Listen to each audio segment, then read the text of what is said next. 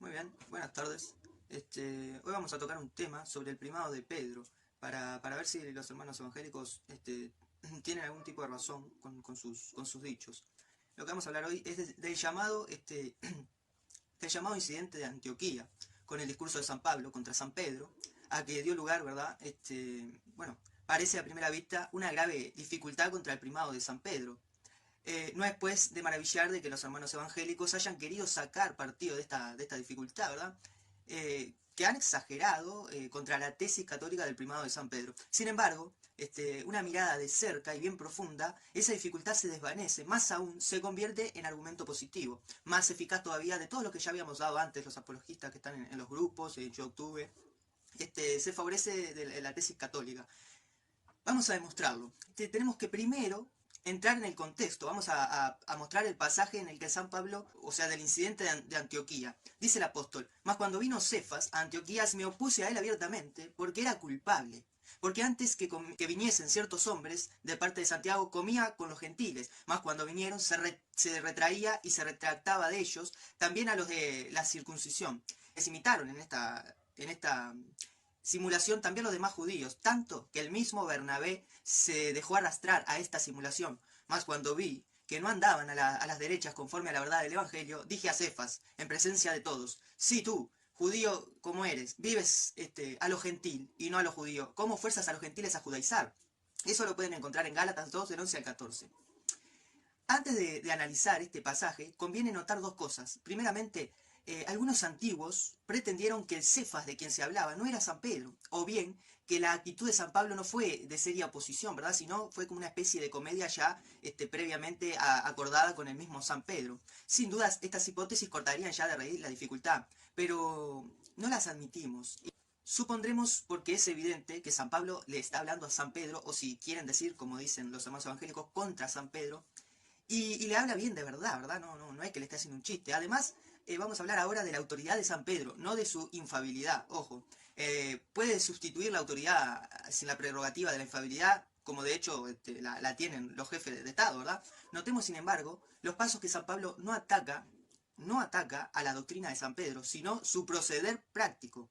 Más aún, desde el momento que ataca a San Pedro, lo ataca de inconsecuencia y de simulación por el mismo caso del testimonio positivamente de que San Pedro no erró a la doctrina, pero sí erró precisamente porque no conformaba su obra con su doctrina.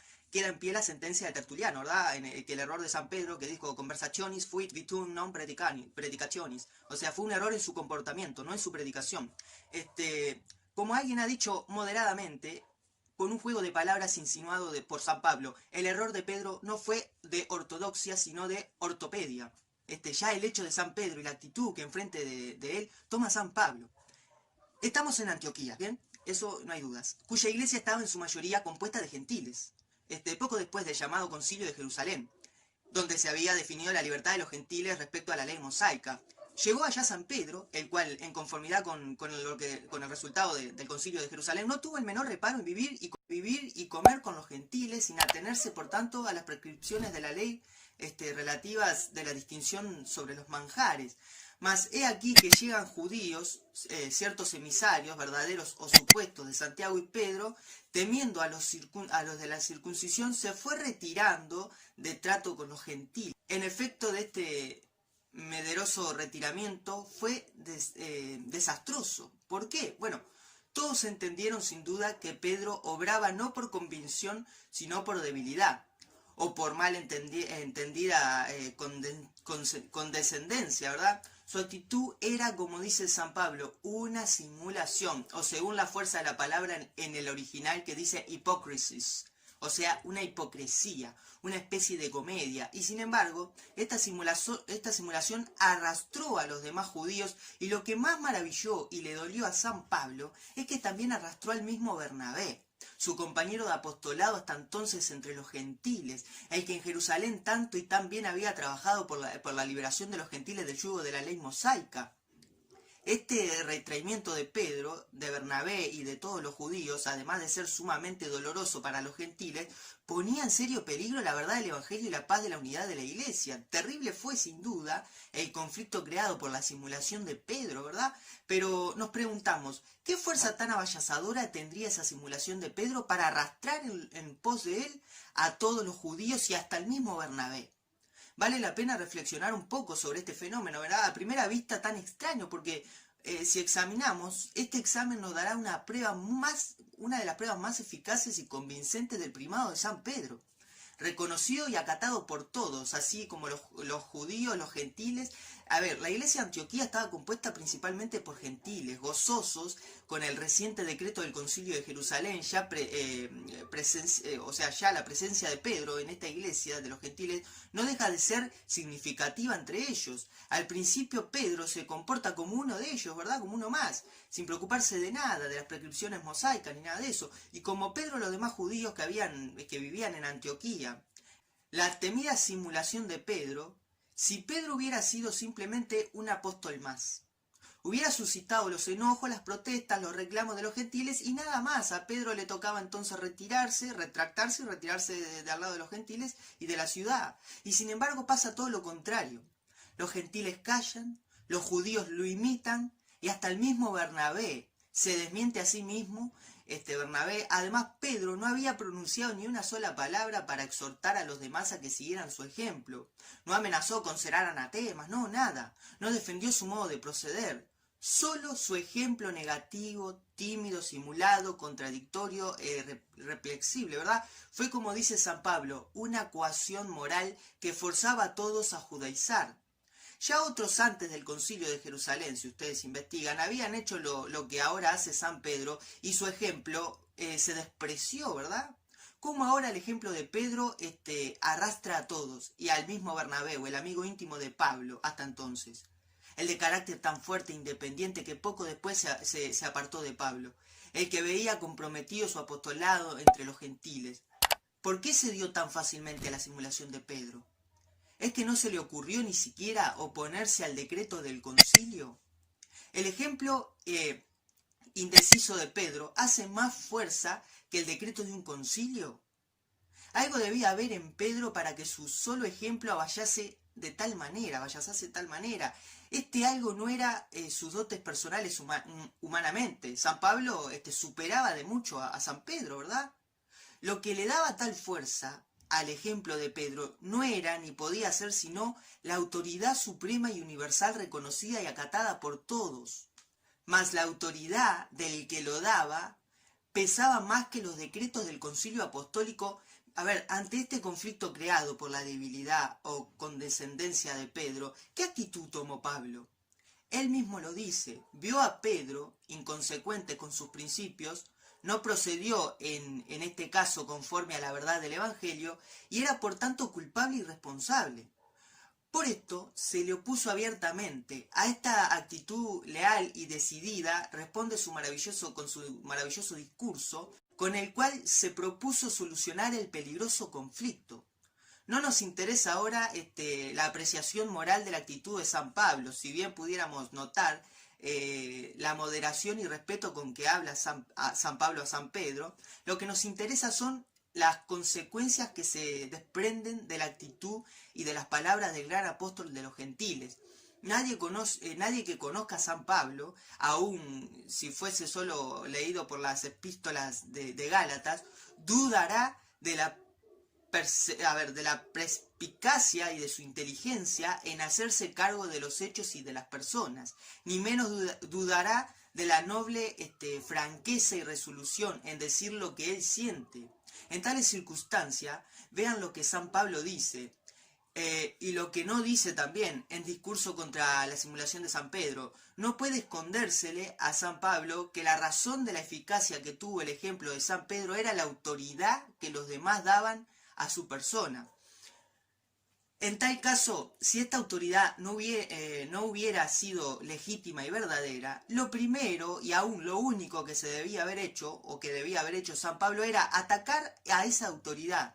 Y sin embargo, San Pablo no ataca a la autoridad de San Pedro. Y en tales circunstancias, él no ataca...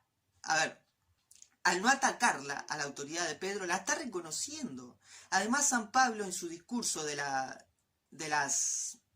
o sea, en su discurso solo ataca a Pedro, va contra Pedro. Esto basta para su intento, ¿verdad?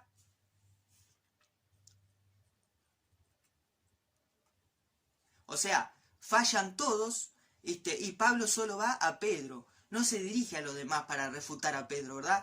¿Es que no consideraba suficiente para solucionar el conflicto? No, no consideraba suficiente para solucionar el conflicto, convencer y enderezar a los demás sin convencer y enderezar a Pedro. O mejor aún, pensó sin duda que no lograría convencer a los demás si de antemano no convencía al mismo Pedro. A ver, sin esto no se arrancaba de raíz el mal, ¿verdad? Por esto habla solo a Pedro y solo a Pedro. Ni tampoco menciona el concilio. Si hubiera juzgado que la autoridad del concilio era superior a la autoridad de Pedro, el recurso más eficaz para desautorizar la conducta de Pedro hubiera sido apelar al concilio. Y si San Pablo no apela al concilio, y el concilio que era apostólico, ¿qué hace? Apela de Pedro a Pedro, que en un caso particular no obra conforme al Evangelio, a Pedro apóstol y supremo depositario de la verdad del Evangelio, ¿verdad? De Pedro vacilante e inconsecuente en la obra, a Pedro jefe supremo de la Iglesia. Grande osadía necesitó y grande osadía desplegó San Pablo al oponerse abiertamente a San Pedro. Pero esta misma osadía de su actitud y de su palabra es para nosotros la más segura garantía que San Pablo, al no atacar la autoridad de San Pedro, al apelar de Pedro a Pedro, reconocía como todos los demás, aunque de manera distinta, la suprema autoridad jerárquica, la suprema autoridad jerárquica del príncipe de los apóstoles. Tenemos por consiguiente que la actitud de las palabras de San Pablo, lejos de ser una negación práctica o una dificultad contra el primado de San Pedro, son su más espléndida conformación. Pablo no se opone a Pedro ni su propia autoridad a la autoridad de los demás apóstoles reunidos en el concilio, convencido de que el conflicto creado por la suprema autoridad de Pedro, solo el mismo Pedro, vuelto en sí, podía con su autoridad suprema solucionarlo. Así fue lo que hizo San Pablo, así se dirigió a Pedro, porque solo la autoridad de Pedro podía ser solucionada con Pedro vuelto en sí. La conclusión de esto es que en la epístola de Gálatas, San Pablo hace su propia apología, defiende enérgicamente su autoridad apostólica de Jesucristo, defiende la verdad de su evangelio, defiende la santidad de su doctrina moral. Y al hacer su propia apología, Pablo hace la apología más brillante del primado de Pedro. Pablo, además, se muestra noblemente autoritario. Su epístola a los Gálatas no es sino un acto de autoridad apostólica, y mientras reclama para sí su autoridad de apóstol, combate resueltamente, sin ceder ni en un solo punto, a los judaizantes, destituido, con el cual se propuso solucionar el peligroso conflicto.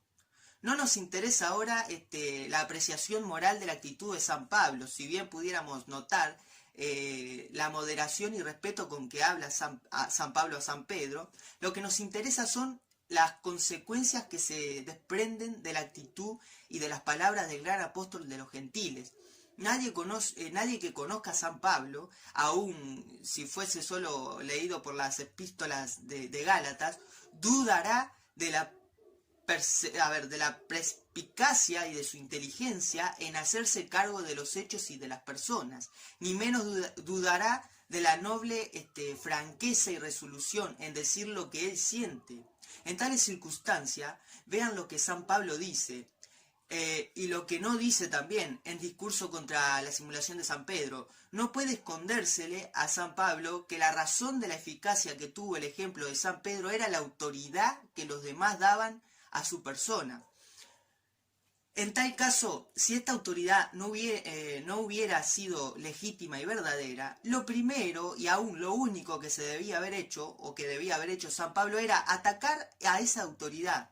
Y sin embargo, San Pablo no ataca a la autoridad de San Pedro. Y en tales circunstancias, él al no atacarla a la autoridad de Pedro, la está reconociendo. Además, San Pablo en su discurso esto solo ataca a Pedro, va contra Pedro. Esto basta para su intento, ¿verdad? O sea, fallan todos, y Pablo solo va a Pedro. No se dirige a los demás para refutar a Pedro, ¿verdad? ¿Es que no consideraba suficiente para solucionar el conflicto? No consideraba suficiente para solucionar el conflicto, convencer y enderezar a los demás sin convencer y enderezar a Pedro. O mejor aún, pensó sin duda que no lograría convencer a los demás si de antemano no convencía al mismo Pedro. Por esto habla solo a Pedro y solo a Pedro. Ni tampoco menciona el concilio. Si hubiera juzgado que la autoridad del concilio era superior a la autoridad de Pedro, el recurso más eficaz para desautorizar la conducta de Pedro hubiera sido apelar al concilio. Y si San Pablo no apela al concilio, y el concilio que era apostólico, ¿qué hace? Apela de Pedro a Pedro, que en un caso particular no obra conforme al Evangelio, a Pedro apóstol y supremo depositario de la verdad del Evangelio, ¿verdad? De Pedro vacilante e inconsecuente en la obra, a Pedro jefe supremo de la Iglesia. Grande osadía necesitó y grande osadía desplegó San Pablo al oponerse abiertamente a San Pedro. Pero esta misma osadía de su actitud y de su palabra es para nosotros la más segura garantía que San Pablo, al no atacar la autoridad de San Pedro, al apelar de Pedro a Pedro, reconocía como todos los demás, aunque de manera distinta, la suprema autoridad jerárquica, la suprema autoridad jerárquica del príncipe de los apóstoles. Tenemos por consiguiente que la actitud de las palabras de San Pablo, lejos de ser una negación práctica o una dificultad contra el primado de San Pedro, son su más espléndida conformación. Pablo no se opone a Pedro ni su propia autoridad a la autoridad de los demás apóstoles reunidos en el concilio. Convencido de que el conflicto creado por la suprema autoridad de Pedro, solo el mismo Pedro, vuelto en sí, podía con su autoridad suprema solucionarlo, así fue lo que hizo San Pablo, así se dirigió a Pedro, porque solo la autoridad de Pedro podía ser solucionada con Pedro vuelto en sí. La conclusión de esto es que la epístola de Gálatas, San Pablo hace su propia apología, defiende enérgicamente su autoridad apostólica de Jesucristo, defiende la verdad de su evangelio, defiende la santidad de su doctrina moral. Y al hacer su propia apología, Pablo hace la apología más brillante del primado de Pedro. Pablo, además, se muestra noblemente autoritario. Su epístola a los Gálatas no es sino un acto de autoridad apostólica, y mientras reclama para sí su autoridad de apóstol, combate resueltamente, sin ceder ni en un solo punto, a los judaizantes. Destituido, Pablo hace la apología más brillante del primado de Pedro. Pablo, además, se muestra noblemente autoritario. Su epístola a los Gálatas no es sino un acto de autoridad apostólica, y mientras reclama para sí su autoridad de apóstol, combate resueltamente, sin ceder ni en un solo punto, a los judaizantes. Destituidos de la autoridad, en cambio, respecto de Pedro, se rinde frente a su autoridad. Fíjense, él visita solo a Pedro, él pide a Pedro la aprobación de su apostolado y de su evangelio, y aun cuando se opone a la debilidad de Pedro, lo hace apelando a la autoridad misma de aquel al que se le está oponiendo, y juntamente da testimonio de que todos, igual que él, se rinden ante la autoridad de Pedro. Es que Pedro ha recibido de Jesucristo una autoridad única, eminente, soberana y universal. Al reconocer esta autoridad única, San Pablo confiesa y testifica el primado del apóstol San Pedro. Espero que les haya quedado claro que si se profundiza un poquito más esta discusión, nos damos cuenta de la autoridad grande que tenía San Pedro, reconocida por los apóstoles. Si les gusta este video, suscríbanse. Denle tilín tilín a la campanita para que todos mis videos le vayan llegando, porque voy haciendo de a poco y de a poco van a ir mejorando los videos, el audio, porque estamos en tiempos difíciles los cristianos, estamos viviendo un tiempo difícil. Yo creo que ya empezamos con una persecución, empezamos tiempo difícil, los cristianos tenemos que estar unidos, por eso principalmente hay que hacer un poco de apologética, para hacer una sola doctrina y unirnos a los tiempos difíciles que se vienen. Comparto este video, lo voy a compartir por los grupos de Facebook también. Mi canal se llama Alexis Rivero por ahora, pero el nombre del canal va a ser redcatólica.ar. Lo voy a cambiar de nombre ahora. Voy a ir compartiendo de a poco temas de apología, temas de noticias de la iglesia, de persecuciones, de todo lo que estamos pasando ahora. Espero que les guste. Si no les gusta, compartan, denle like, denme su opinión, qué les parece. También compartan algún tema que ustedes quieran conversar, tocar específico, o algo que tengan alguna duda, que estando a mi alcance yo no tengo problema, lo estudio, busco información y lo comparto. Esto que estoy compartiendo no es un pensamiento mío, esto es un pensamiento que yo al buscar y a investigar encontré una reflexión hermosa, esta reflexión, y dije, wow, esta reflexión es maravillosa. Porque es verdad, a veces hay que penetrar un poco más de la lectura que uno hace, por ejemplo en este conflicto de Pedro y Pablo, ¿verdad? Si uno penetra más allá, o más allá de las escrituras, porque las escrituras de Dios es algo que para algunos está encadenado, uno de repente lee y no entiende y otros sí, y penetrar en esa lectura te lleva al respeto de Pablo hacia el apostolado de San Pedro, o sea, hacia el primado de Pedro. Entonces es hermoso, porque las escrituras uno las lee por arriba, pero hay que tener el Espíritu Santo y la autoridad de atar y desatar como la tiene solo la Iglesia Católica. Por eso Pablo también dice que la Iglesia es la columna y el fundamento de la verdad. Fuera de ella no tenemos un fundamento, no tenemos una garantía de que se nos hable la verdad. ¿Por qué? Por esto mismo. Porque si uno lee la pelea de San Pablo y San Pedro, lo único que entiende, San Pablo le recriminó a San Pedro.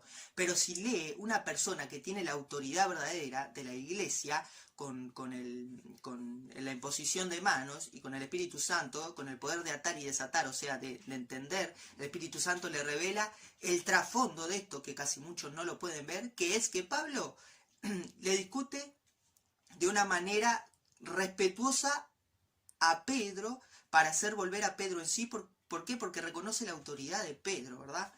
Reconoce el primado. Bueno, recuerden, denle a la campanita, suscríbanse para que les lleguen mis videos. De a poco van a ir mejorando los videos. Voy a tratar de ir mejorando la visualización, el audio, pero para comenzar y para entender, un cristiano, recordemos que las cartas de los evangelios aparecieron en papiros, todos destrozados, casi tuvieron que poner pedacito a pedacito. Lo que importa es el contenido, ¿verdad? Bueno, nos vemos en la próxima.